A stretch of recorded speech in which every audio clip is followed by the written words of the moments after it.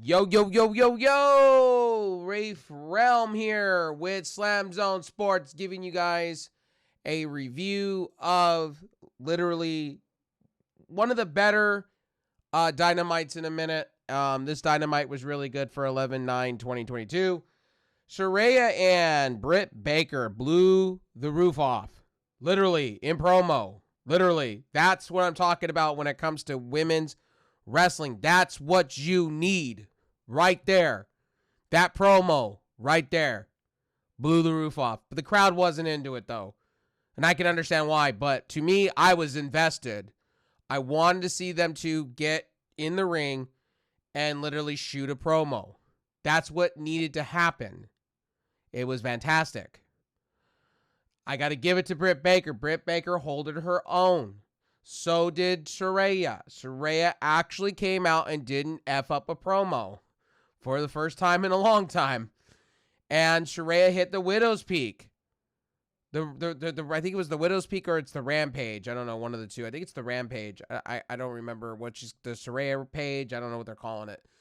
But typical movement of Paige from WWE in AEW, and people weren't really buying it. But I was marking out. I'm a huge Paige fan. Always have been. Saraya, I'm a mark. I'm a fan for her. I was a fan for her in WWE. I thought she put on great matches. And she led that division before Charlotte Flair, Becky Lynch, and Charlotte and Bayley came in. You know what I mean? So, she led that division. I think she's got a lot to prove in her comeback story. I think Britt Baker's perfect for this. They can have a marquee matchup at Full Gear. I think that could be match of the night next to Jon Moxley and MJF. Both of these matches are setting up to be damn great. I just wish they had a title on the line for it. Saraya and Britt Baker. I wish Britt Baker was going in as the champion, honestly. It looks better than the Jamie Hayter and Toni Storm. Looks a lot better. On paper, it looks a lot better to me. And the way they're building this up, they're gonna have one more week at this to build this up for the hypeness, but I think they can do it. The MJF stuff's been brouhahaing for a while. He cut a devastating promo tonight. Literally the best promo that I've heard from him all year long. Cut a badassery promo. How do you not give this guy a championship? How do you not hand this man the AEW championship? How do you not hand him this? For real. So I'm just saying. But anyway, and then you got Stealthily Hathaway after the fact saying Dick Riders, and I can't even believe they were allowing him to say that, and how he's going to be the thorn in MJF. I don't think so. I think they'll build somebody up to go against him that's from the firm. It comes full circle. Like, I love Stealthy Hathaway. They were best friends. They turn on him. It worked out. So let's get into the matches outside of these promos. Taz was a little bit more fired up tonight with Excalibur. We had the Acclaim and FTR versus Swerve and our Glory, and the Ass Boys with the Firm. And it was really good. Honestly, the match wasn't too bad. It had its high points and slow points, especially when you had Dax Harwood, kind of selling a lot, and there was kind of slowing down a little bit. And you had those moments. But, William Morrissey, I can't call him that. I can't call him W. Morrissey or William whatever. I got to call him Cass XL. Come back as Cass XL, buddy. I want you to be Cass XL. I don't want you to be W. Morrissey. I don't like the name, period. I don't know if anybody else that's going to be watching this agrees with me. But, honestly, comment down below if you agree with me. Cass XL is so much better, or Cass, Big Cass, whatever, Cass, Big Cass XL. I don't know. They need to rebrand. I'm just saying that guy's name. W. Morrissey, I'm not a big fan of. It doesn't come off the tongue when you have him go for titles. W. Morrissey won your TNT title. It doesn't come off. It does not come off tonight. This match complemented. You had Swerve doing some stuff. You had Keith Lee. It's setting up for a Keith Lee Swerve. Either Keith Lee's going to go heel, which I highly doubt it, or are you gonna have Swerve literally turning on him? And I think Swerve should. Swerve bring in who they had that rapper last week. Bob Ross, I think it was Ross. Bring him in. Bring Ross in. Sorry. Sorry if I'm butchering him, I apologize. Bring Ross in, Rick Ross, whatever. Bring him in, have him as his manager, build a faction around Swerve, and have them win the Trios champion or something, because he needs that. He is really good at what he does. I think he would be the best heel that AEW has. Tonight they kind of turned Samoa Joe against, are they setting it up for a triple threat? Winner takes all the TV belts. I don't know what they're going to do. Are they going to have Samoa Joe drop the Ring of Honor belt and have him go for the TNT belt against Will Hobbs and Wardlow? Wardlow looks really weak. I'm just saying, going into this, he's looking weak. You had Samoa Joe, and I didn't understand why they had Samoa Joe turn on him, but I understand why they did, because Wardlow said he wants all the belts. He wants everything. And he's been saying that for a while, but Wardlow looks weak. They have not built Wardlow properly yet. And it just drives me bananas how they have not built this man to be Brock Lesnar-esque or Batista-esque. They need to give him a manager. What worked well for Wardlow is he had MJF there. They need to build him up with a manager. They need to give him somebody that is badass, that could speak for him, because Wardlow used to have a devastating F7 or F5, kind of like Brian Cage. And I don't know what happened with that, but these powerbomb sympathy garbage, blah, blah, blah. He is not Batista. He should have literally a submission, a badass move, maybe a Kimura, something. Give this man something. Stop having him smash half of the roster. The TNT belt is not prestigious anymore. You really need to take the belt off of him. He does not look good right now. He does not look good. He is awful. And tell me different, but Wardlow could be so much better than he is. And I really think Powerhouse Hobbs, is going to be your next champion. How do you build? How do you get there? Beyond me, but I think Powerhouse Hobbs should take that belt off of Wardlow, because Wardlow looks like hot garbage. Sorry to say it. He just does. He doesn't come off the mic properly. The crowd's into him. But if the crowd's into you and you're not doing anything to give the crowd what they're looking for, what is the point? I was watching this promo going, Samoa Joe's turning on you. The minute you said out your mouth that, oh, hey, by the way, I'm going to win all the belts, I knew Samoa Joe was going to put him in a Kimura, put him to sleep. It was over. Now you got Samoa Joe in a match with this individual, Wardlow and Powerhouse Hobbs. Now you've introduced, which to me, Samoa Joe should be having matches with somebody else. So I don't know how they're going to do this. I really think that was kind of a mistake. They really didn't pull the trigger right with that one. Again, as I said tonight, MJF really hit a home run tonight with the promo work. No response from Jon Moxley. Nothing from Marie Paquette. I would have thought they would have panned out to after the fact, but they didn't. Again, the first match, Acclaim, FTR. I'm going out of order with these matches. It had its high points and low points. Bowen took out Castro like a weapon with a power bomb. The big rig by, to the Ass Boys was perfect. And then you could see in certain points of the match where Bowens and Max Caster were moving around, and kind of it's planting the seeds for a match between FTR. It kind of plays itself, really, where Max Caster and Bowens. And here's the thing: it's unfortunate they're champions right now. They're piping hot, but the unfortunate part is that also FTR is piping hot.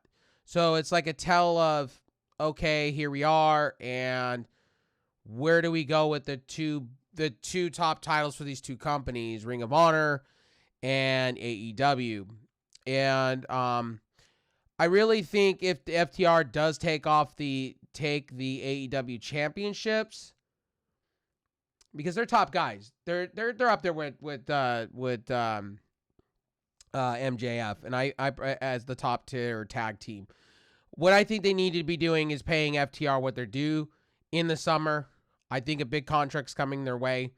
I think there's too much stock value there. Yes, some people are going to tell me Tony Khan is not utilizing them properly, but it's unfortunate.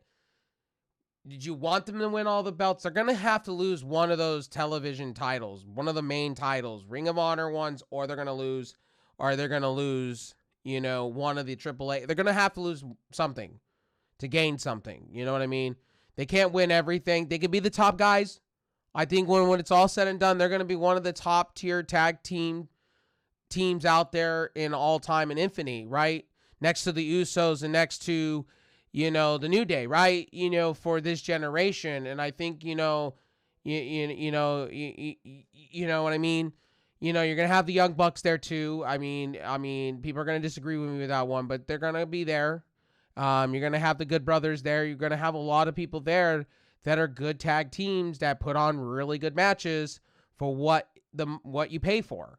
But I think FTR will be there as all time. I just think how they get there, they're already there. It's just now, what belts do they drop, getting to the AEW championship? They're going to have to lose something. Most likely they're probably going to lose the IWGP championships. Most likely at the Tokyo Dome show, Wrestle Kingdom. I'm assuming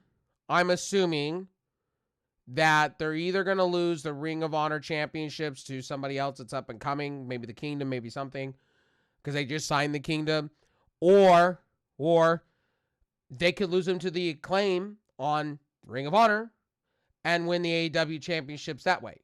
You can't win with this. It's the Acclaim came up and they're organically growing by the day. And then you have FTR that was piping hot, and then this grew organically with Billy Gunn. So you can't blame the Acclaim. And FTR has a right to gripe. They have a right to say what they need to say out there. They've worked hard. They deserve all the belts. Yes, I agree there, but they're gonna have. It's just unfortunate. That's how wrestling works sometimes. In a nutshell, it's just how you take it. And maybe I'm wrong. Maybe I've been watching it for too long, but you got to give the Acclaim the rub there, and you got to give them a title, and that's how you do it. And the storyline between Swerve and Our Glory has been good. You know what I mean? And I think that's coming to an end. I think it's great for Keith Lee to be a face. I think he could be a TNT champion. I think he could be a world champion. He could be an Atlantic champion. You got to make these titles prestigious, right? You have your Intercontinental title within the Atlantic Championship, right? But you haven't done anything to make it feel that way. You don't have that iconic ladder match yet. You don't have the iconic stuff for that. So that's just my personal opinion with that, right? And then you have, for all shits and purposes, that TNT belt has not been prestigious. And tonight, what happened between Wardlow and Samoa Joe and Powerhouse Hobbs? Why do you put Samoa Joe there like that, right? I don't mind what Wardlow said, but you knew what was coming. It was predictable. I knew it was coming. Samoa Joe gave that look. I knew it was coming. You're going to sleep. And Wardlow looks weak. Every week, Wardlow's stock value has gone down. Wardlow's holding to a title, to me, that's paperweight, that should go to somebody else that's prestigious. That's why I'm saying I hope Powerhouse Hobbs takes it and runs with it. I don't think... And I think Wardlow should go to the back of the bus, personally, bottom of the card. He hasn't done anything that's like, oh my God, prestigious. They need to retool and rebuild him. And they need to rebuild him back up and make him a destroyer. He should be a destroyer. He should be ripping through talent, not jobbers and throwaway talent from different, promotions every week. He should be literally destroying and having these 5-star matches or 3-star, at least something, 4, 5, 3, I don't care. But not putting on 3-minute matches. He should be putting on more like 10 to 15-minute matches a week and having open challenges for the title, not against jobbers. And this falls on Tony Khan. Where's your Miros? Where's your Kip Sabians? Where are these guys that you signed? Brian Cage for all this money. Brian Cage should be on right now saying, forget you, Powerhouse Hobbs. I challenge you to an open challenge. Let's go. You know what I mean? That should be a thing. Or Danielson coming out and going, hey, I want that TNT belt. I'm coming for it. Give something to Danielson. Because Danielson, like tonight, he put on a 5-star match against Sammy Guevara. He put on a fantastic, hell of a match. But I want to see it for a title. For a title.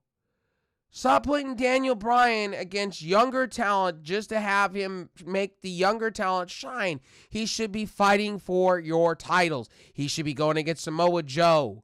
That's a guy you put in against Samoa Joe. And you have them fight at full fucking gear. Pardon my language. That's who you have fight for your title. And then you got Ring of Honor, I think it's one of them, Death by Dishonored or one of them. That's coming up next. Final bout, whatever. And then you're going 6 months until you hit TV. Supposedly, you got to do the things to build up your titles. I'm tired of seeing the Ring of Honor titles I'm tired of seeing their titles, okay, personally, on AEW Dynamite and Rampage. And then on top of it, you get Jade coming out again. Jade, you cannot cut a promo to save your shit, save your ass. So now it's TNT champion or TBS champion versus TBS champion. When the hell did Nyla Rose win a title? Tell me, when did she win a title? You are 41-0. It just baffles my mind. It baffles my mind as a wrestling fan how they have botched this title so bad. You should have beat Nyla Rose already. It should be you and Statlander for the title. It should be prestigious. It should be marquee worthy. Statlander's been sitting on the sideline for a minute. Ready to go. Supposedly. I expect it from a Vince McMahon regime, right? But I don't expect it from a Tony Khan regime. Tony Khan does a fan service like Triple H.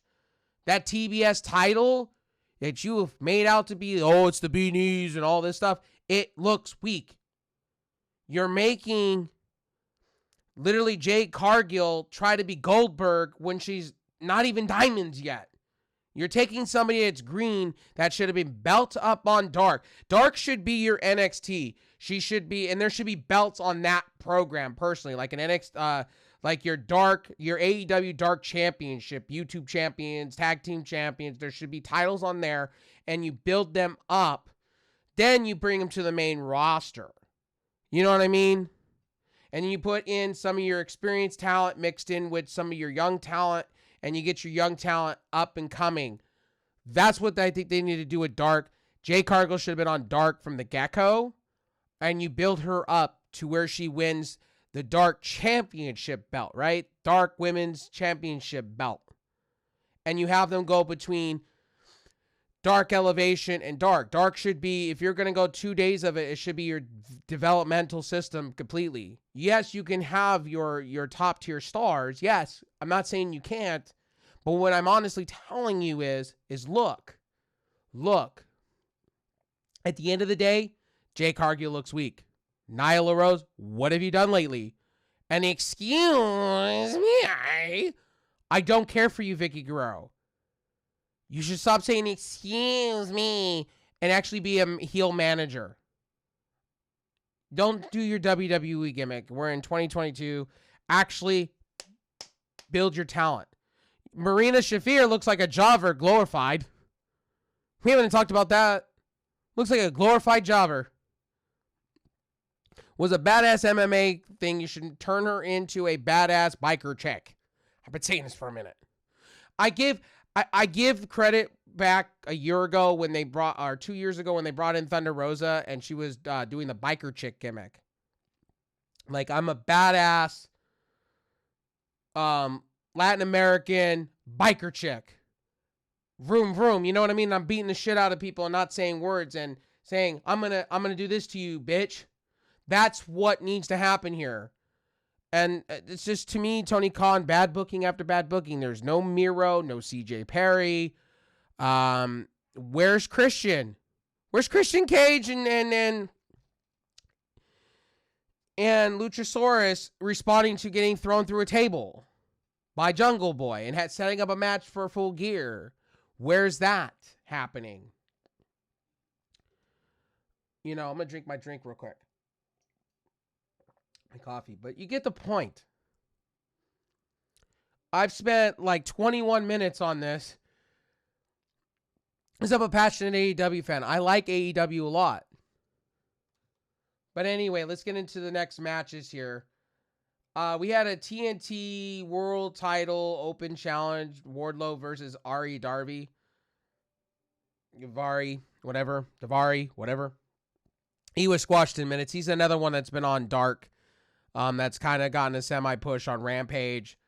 He has a semi-decent faction. But he offered money. He said, you can be my butler. I'll give you my butler in exchange for your TNT belt. Wardlow comes out with Samoa Joe. Squashed him in 3. Again, I come back to this. Why are we giving Wardlow 3 minutes of wasted space on television? You might just not have a television title. You might just not have a TNT championship. Like I said, I am critical I'm very critical when it comes to, I'm harsh, right? I'm very harsh when it comes to wasted space. This could have been done on a Rampage, personally. You could have had Samoa Joe do it then. And I don't know why are we flipping the switch and turning kind of Samoa Joe heelish? We're going to find out on Rampage probably. But, you know, at the end of the day, and then there's another segment before even that match took place with Roosh. With no El Idolo, where is El Idolo going? Is he staying in AEW? Is he leaving AEW? That's his real-life cousin, I think it is, Roosh. And John Silver, and then you got 10. 10 should take the mask off and just be a wrestler himself. He's belt for tough. He should be on your main roster. He doesn't need the Dark Order. You don't have Adam Page there. Where's Adam Page been? That guy should be your leader. It's chaotic to me. You get stories and then you get this. I will say AEW was fantastic. But there was their ups and downs. I'm going to say it's a little better than, I will say it's better than Raw all day long. Raw was a disaster. Like, it was chaotic like a circus. But here, it's really good in certain spots. But then you have these segments and you're just like, what's in the mind of Tony Khan? What is in his mindset when he's doing this, when he's writing for the week? Roosh should be your top tier main eventer. He should be in the main event pillar, main event class. He was treated main evently on Ring of Honor. You brought him into an AEW contract. He should be fighting for the TNT belt. He should be bringing in Miro. Miro. I'm going to say this every week until Miro shows up on television. I am a Miro mark. Game over. Yes, you bring him in. You bring CJ Perry with him. Do not let CJ Perry walk into WWE. Please don't. For the love of Christ, you just don't do that. It's like Mia Yim. What is AEW doing? You got her husband on television, but you don't bring her in. And look at what WWE brought her in for the club, and look at that. No pop. I'm just saying. You probably had her in with her husband, and you probably get a huge pop with Swerve, Gar, Glory, and all that. So Wardlow calls out basically Will Hobbs. I pretty much explained this. There was nothing special. Really nothing special. Trent versus Jay Lethal wasn't even a match, honestly. Jay Lethal pretty much put him in a figure 4 leg lock whole entire time. He hit the lethal injection. Game over. 1, 2, 3. Do we really care about Jay Lethal's faction? And their big guy that they brought in that was supposed to be this developmental talent from the NBA, former NBA center, has done nothing. He should be destroying people. He should be like a Great Khali-esque / almost character. He's not. He should be in dark. This is where dark should be utilized. I'm telling you, if they use dark properly, right, they can use that same spot for Ring of Honor. They can have Ring of Honor on YouTube. Honestly, until they get a TV deal, why'd you put it on YouTube? Put it there every Saturday night. There you go. Saturday night, put it there. Or better yet, put it on every Tuesday night, before NXT comes on, out of respect to NXT. Or better yet, every Thursday to go against fucking Impact. Put it on Twitch, AEW games or whatever. Put it on there and just have it roll. You know what I mean? They could be doing many other things with Ring of Honor, but I'm tired of seeing Ring of Honor belts being featured over AEW belts. Anybody else with me with that? But Trent is a great talent. Puts on great matches, but loses. Jay Lethal is stacking up win after win. The wins and losses don't matter. And where does Jay Lethal fit? That's the thing. You keep having Jay Lethal coming in, but you have, I think it's Jay Lethal and Double J, Jeff Jarrett, versus Darby Allin and Sting at Full Gear, probably a kickoff match. Do we really have faith in this? I think it's going to be entertaining, so it's going to be a circus. Jeff Jarrett should be in the back producing for them. I think they need a mind like Jeff Jarrett. AEW does. WWE let him go for no apparent reason. He should be in AEW being a producer, producing the matches, producing somewhat of the matches, man. He has got a good mind. In certain points in TNA, he did put some good storylines out there. But a lot of times he booked himself. But, you get the point. When he was in WWE being a producer / coach and stuff, he was doing a pretty good job. And you could see the quality that was happening when he was in NXT and also in the main roster. You know what I mean? Double J could do some things for you. Having him be a wrestling talent, I want him more of a manager. I think in the point of this career, yes, he's jacked. Yes, he looks good. Yes, he could still go for minutes. Yes, he's like a Billy Gunn-esque. But you should be a manager. You should be doing what Billy Gunn is doing and let the younger talent be younger talent. Your glory days, Mr. Double J, is done. And I think you should be a manager. I really think you should. Double J, you should be a manager. Do the My World thing. Bring your wife out if you have to. And just be a manager. You did well as being a manager for the Bullet Club back then. You've been a good manager for certain things. And I think, you can be Wardlow. There's a good idea. Put Double J with Wardlow. Because Wardlow can't speak.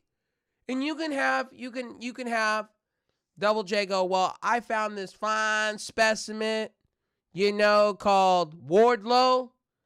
And Wardlow's going to kick your ass. And I'm going to sit back and watch it in entertainment. You know what I mean? He could be his manager and he could set up the matches and speak for him. Wardlow needs a lot of help. And Wardlow just doesn't have the mouthpiece personally. He needs a mouthpiece. Same with Cage. I'm grateful he's part of the embassy. And he's getting somebody to be his mouthpiece because he can't do it himself. It's okay. We can accept that you speak here and there on the mic. Jamie Hayter won this match easily. Sky Blue is just like a developmental talent that they have. I believe it's a developmental talent jobber kind of deal where she's on Dark all the time, kind of winning somewhat matches. Honestly, Jamie Hayter is going to take that title off of Toni Storm because Toni Storm looks weak. Again, a Wardlow-esque kind of deal where do you go? Wardlow should have been put into Dark when he came in and developed. Dark has become, no offense, a fuck all. And Tony Khan needs to reestablish what he does and have teams on Dark, have teams on that are producing for him. This is why Triple H has Shawn Michaels doing NXT. That's why he has other people doing other things for producing for him, because he can't do it all himself. Tony Khan is literally a control freak, which we all now know, and it's hurting the product kind of. That's just my personal opinion. I think if he put maybe a few of his dudes like Pat Buck and, a few people like Dustin Rhodes, maybe a Jeff Jarrett, and they all work together and they could produce something maybe on Dark. It should be a developmental talent. It should be a way to development your talent, not just to have your main talent come in and just get easy victories. Should be ways, and I think wins and losses, honestly, to be real with you, especially on Dark, should be its own thing on Dark. Elevation should just be called AEW Elevation, right? Or it should be called AEW's Monday whatever. And it should be its show on its own for its main roster. So you should have Mondays and Wednesdays. And then maybe you put Thursdays Dark, where you put Dark on Saturday mornings. You put Dark on Saturday mornings as a free give back to you guys. Maybe something like AEW or WWE on Peacock used to give you the UK thing, or Dark on Sunday mornings, or Dark on Saturdays, whatever. Or as Rampage is going off the air, they can give you, hey, come over to YouTube. We're going to have AEW Dark presents for the week. You know what I mean? They could be doing a million other things, honestly. But this Jamie Hayter and Rebel match, Rebel's great. Rebel's a great little complimentary piece to the Jamie Hayter and Rebel thing. Now, my question is, if Jamie Hayter wins the title here, right against Toni Storm, weak Storm, where does Thunder Rosa appear in? Thunder Rosa is going to have to come back sometime. You have Thunder Rosa on the shelf. And Thunder Rosa wasn't really a good not really the best women's champion, but she did get over, kind of. And I love Thunder Rosa, and I'm friends with her on Twitter and all that stuff, and I love her to pieces, but they didn't book you good. You could have been so much better. And I'm hoping maybe with Saraya kind of, maybe hopefully, I hope Saraya gets a victory over Britt Baker. I hope it's not Saraya putting over Britt Baker. I want to see Saraya win a belt here real quickly. You don't just sign her for big money and you don't have her not win a title. Either a TBS title and she makes that prestigious, or you have her win the women's belt. But you gotta take the interim off of it eventually here, and you gotta open the container, and you gotta bring Thunder Rosa back and have her win it back. Then you have that Saraya Thunder Rosa, and then you have Saraya go over. But you gotta build Saraya to win. Now since she's cleared, she's gotta win. She's gotta look like an unstoppable force. She's gotta claim my house, all that. Now I can see it on shirts and stuff like that. Now, at the end of the day, guys, I hope you enjoyed this review. Getting into the 2 out of 3 falls match, it was kind of quick. Sammy Guevara, man, when Sammy Guevara puts on matches, he's great. When he wants to put all of his effort into it, he pretty much puts on 4 to 5 star matches. And he was giving Bryan Danielson a lot of a run for his money. I really think Danielson should be your Ring of Honor champion. You should be fighting for championships. You should not be in little matches like this. But I understand. I get it. Sammy Guevara threw a chair at Danielson to go after her eye. They were telling a story. Daniel's picking at his eye to see if he was bleeding inside of his eye or detached retina. And then you got Danielson should get away from William Regal personally. Danielson should be on himself. He should be piping hot right now. He should have the crowd into him. They need something to fill the void of CM Punk. They need to have that Bryan Danielson magic that they had in WWE with him. The yes movement. They really do. Because the crowd, towards this match, the crowd was really not into it. Let's just get real. The crowd was really, really, really not into it, honestly. So just keep that in the mindset there. They just really weren't into it like that. But again, I will honestly tell you guys, this match was really good from beginning, middle, and end.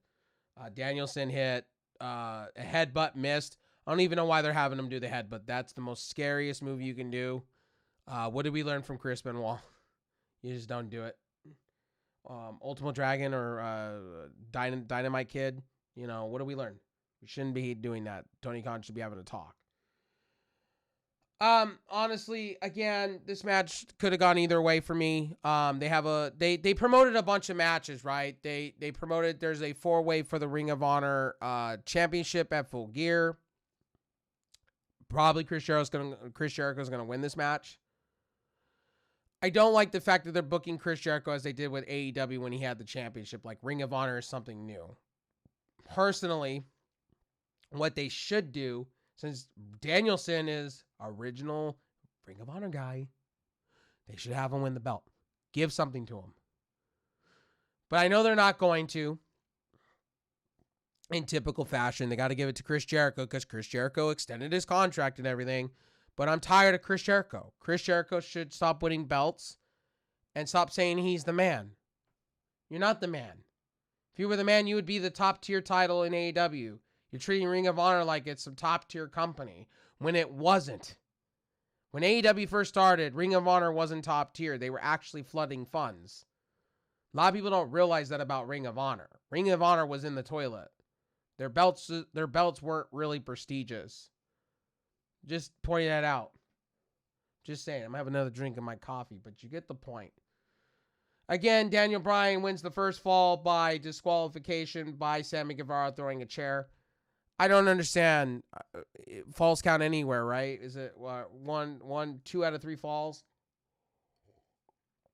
Was there literally disqualifications in that type of match? I guess so. Sammy Guevara hits the GTH, the go to hell, basically what CM Punk does with the go to sleep, and he gets the 1, 2, 3. Now Bryan Danielson, man, I gotta give him. He is so story driven. Like, he was telling a story throughout the match with the eye, and he really is a good actor, right? And stuff like that. Now, my final thoughts on this match. One hell of a match. It blew the roof off. But the crowd really didn't get into it as I thought they were. Same with the Saraya promo. Saraya hit Britt Baker with jabs back. Saraya, Saraya's been a little rusty. She looks hot as hell. I think Saraya's hot as hell. You know, her man is a lucky man in the world. And Saraya is just one of those talents, you know, and it's a comeback story. Again, it's a comeback story and stuff like that.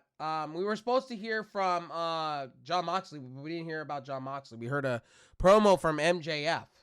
MJF. Can I say, mwah, mwah, mwah, 5 stars, mwah, mwah, mwah. 5 stars when it comes to promos, man. That guy should be your world champion.